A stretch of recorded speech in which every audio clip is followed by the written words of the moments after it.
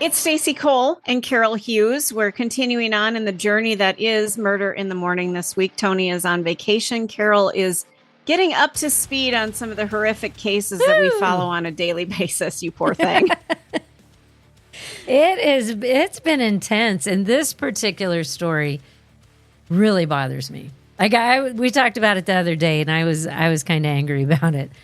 And I still am, because anytime, a child's harmed, let alone this poor child went through hell before she was murdered. Yeah. And details are coming out now about what she may have endured. And it looks like they've got footage of this creep, Stephan, or whatever I haven't decided what his name is. Everybody's pronouncing it differently. And as Sean from Psych would say, I've heard it both ways. For those of you who ever watched Psych, it's a lovely show. It does involve murder, but it's cute. It's a cute show. So if you need some relief from some of the stories that we share with you, I highly recommend the show Psych, even though it's been over for like 10 years. Sorry, I digress. Did you ever watch Psych? I did not. Oh, it's beautiful. It's a lovely show. It's almost along the lines of Ted Lasso, but way different. It's just cute. Anywho, let's go back into this horrific case, the Madeline Soto murder case. Stephan Sterns is just, the mountain of evidence against him is just increasing with every day that goes by. It's a mountain. It's a literal mountain. Yeah, there's hundreds of pages of investigative documents and reports into the disappearance and murder of 13-year-old Madeline Soto. Now, they've found so much evidence against him. She was reported missing on February 26th, just a day after celebrating her 13th birthday. According to her mother, Jen Soto, Sterns, who was her boyfriend at the time, had taken Maddie to school that morning, but she never made it to school, and her body was discovered in a wooded area on March 1st. Now, Sterns has been charged with her murder and faces additional charges for possessing over 1,500, not 15, 1,500 disturbing images and videos of Madeline found on his phone. Okay. So her body was discovered near a line of bamboo trees less than 100 feet from the road where Sterns was seen with a flat tire on the day that she disappeared. I think the flat tire was real. I don't think she was meant to be disposed of in that area. I think what happened was he had a flat tire and went, oh, shit. I've got a dead you're body. Probably right. Yeah, I've got a dead body in my front seat and I have a flat tire. Because in my head, when I hadn't thought about it like that, I thought he did it and came back and he had a flat tire. And I was like, oh, karma. But I bet you're right. I bet he had the flat tire and had to dispose of her there. I bet you're right. Yeah. And I say this as somebody who, my last car, my rims were screwed up, so my tires would deflate. So I'd have to make sure that my tire pressure was good before I'd leave the house. And some days it would be awful. Like I'd get somewhere and go, oh crap, I'm going to have to fill up my tires. So you're always thinking about this. And, am I going to go get some frozen food and then I'm going to have a flat tire? I got to plan accordingly. Well, if you have a flat tire and a dead body in your front seat, you're going to have to change your plans. So I say this with some experience. Now, officers noted that she was wearing a green hooded sweatshirt and blue jeans, her body partially covered by pieces of hay or dry grass. Yeah, this isn't where he was going to put her at all. She probably was not going to be found. I don't know, because he also did other stupid things. So, yeah, he did. I don't think he's a smart person at all. No. And so he was just finding a place to dispose of her, and that probably he got the flat tires as good a place as any. Exactly. The medical examiner reported that her body was in a state of decomposition with visible insect activity around her mouth, left eye, ears, and right hand. Now, the documents don't specify the cause of death, but an investigative reporter from WFTV, Shannon Butler, revealed that her sources indicated that Madeline had been strangled. Now, I'm wondering, he'd been sexually abusing her for a number of years, it sounds like. I wonder if she was finally going to say something to somebody. There's something at the very end of this story that I had not heard that you'll get to that I wonder if it has something to do with that. Okay. Investigators presented video evidence that contradicted Sterns' claim about his actions the day that Madeline was last seen. Sterns told police that he dropped Madeline off near her school around 8:30 a.m. However, surveillance footage is showing Sterns driving with Madeline's lifeless body in the car nearly an hour before that. In one video, Sterns is seen discarding trash bags into a compactor at Jen's apartment complex. Detectives found Madeline's school laptop, backpack, and a trash bag containing one of her shoes in the compactor. See, he's stupid. He discarded this stuff right there at their apartment complex. Idiot. And there's videos that must, or maybe people saw him, but in enough time that they're able to go back and find it. The things he discarded. And that's, of course, where they're going to look, you moron. So that's why I don't know that he had a great plan on what to do after this. No, I think this happened quickly. I think he may have decided that morning, I need to do something here. Well, I think so too. Further surveillance footage from traffic cameras showed Sterns taking a different route than what he reported. And at one point, he pulled into a garage near Holiday Inn Club Vacations. The footage shows Sterns carrying a limp body to the trunk of his vehicle. Dumbasses.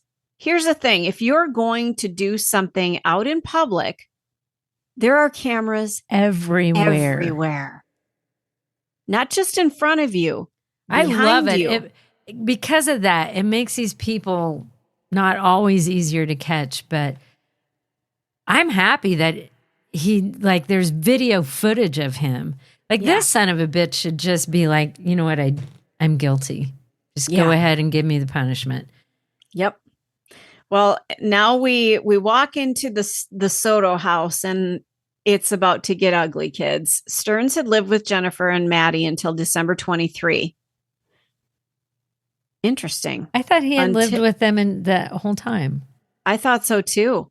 Besides Jennifer and Madeline, at least 2 other roommates resided in the home. During a search, investigators found that the rooms in the house matched the backgrounds of many images of child sex abuse on his phone. Additionally, they discovered masturbation cream, a Sig Sauer weapon, ammunition, and a wallet with multiple credit cards in Sterns' room. Jennifer admitted that she allowed Madeline to share a bed with Sterns, and on the night before she disappeared, she sent them to sleep together. Sterns claimed he arrived home while Jennifer was at work and ensured Madeline followed her nightly routines. A woman identifying herself as Sterns' ex-girlfriend told deputies that she stopped speaking to Sterns after he mentioned that he was sharing a bed with Madeline. She recalled Sterns. Can I interrupt there? Please do. If I knew somebody that would disgust me so bad, I would call CPS and I'd be like, I don't know if anything's happening, but this guy I know, I don't think I could refer to him as my ex. This guy I know admitted to me that he shares a bed with this girl. Mm-hmm. And I think this family needs to be investigated. Now, maybe she did, but if she didn't, I would have a real hard time living with myself, knowing this girl, her fate. It just pisses me off. It's like the mom, I went off on this the other day too, but 1,500 images, they see the places in this apartment that match up with these images. So it's more than one location in the apartment. It's happening everywhere. And the mom doesn't know anything about it. And even though she lets them sleep together, just makes me so outraged. And now we go back to the conversation with the ex-girlfriend. She recalled Sterns justifying sleeping with Madeline, saying he needed to cuddle with her to help her sleep. She further revealed a conversation where Sterns admitted waking up with an erection while in bed with the then 12 or younger year old girl. And how does that come up in conversation? Right. Like, why would you admit that to anybody? Yep. So to me, is that really what he said? Or if he really did say that, is that some sort of sick kick he got out of telling somebody about it? And did she report that to CPS? Because how do you not? How do you not? Mm-hmm. You have to. If somebody comes to you and says, I've been sleeping with basically a child, 10, she 11, wasn't a 13 at this 12-year-old point. girl who needs to cuddle before she falls asleep. Yeah, and I'm waking up with a Woody. This has to stop. I mean, yeah, I'm being blunt there, but you sick fuck. And he you tells shouldn't be turned on by a child. But he tells an ex-girlfriend all this, but then her own mother doesn't seem to have a clue that they need to snuggle together every night for little Madeline to fall asleep. No, my God. How could you not read in between those lines what's really happening?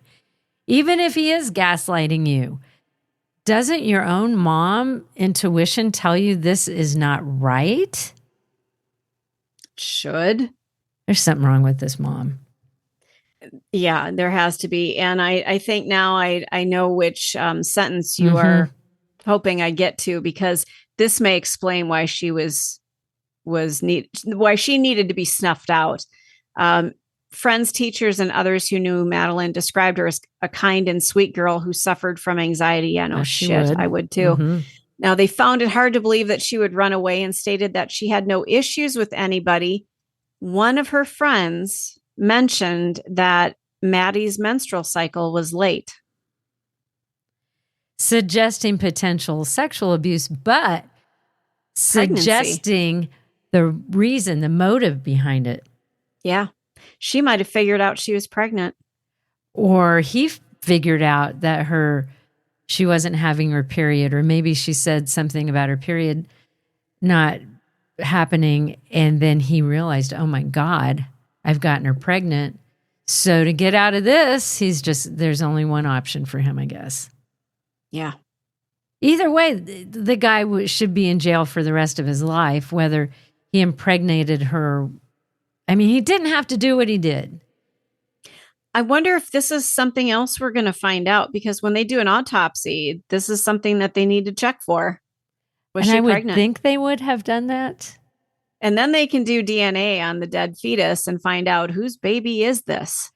And even if she's not, if she wasn't, and she was just late, she's late because of anxiety and stress and living like this. My God.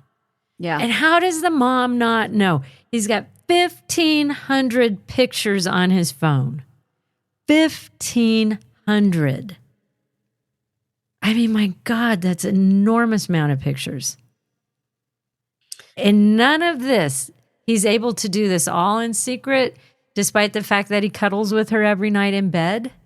And she's like, you two go to bed and do your cuddling. I'm going to sleep out here. That's so messed up.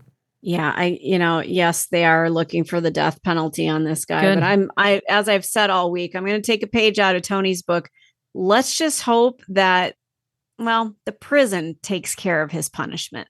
This is the Hidden Killers Podcast. Want more? Start binging on all of our true crime podcasts right now through Apple Podcasts, and get an ad-free experience when you sign up to be a True Crime Today Premium Plus member, exclusively on Apple Podcasts. More of the Hidden Killers Podcast, dropping soon. Press subscribe now.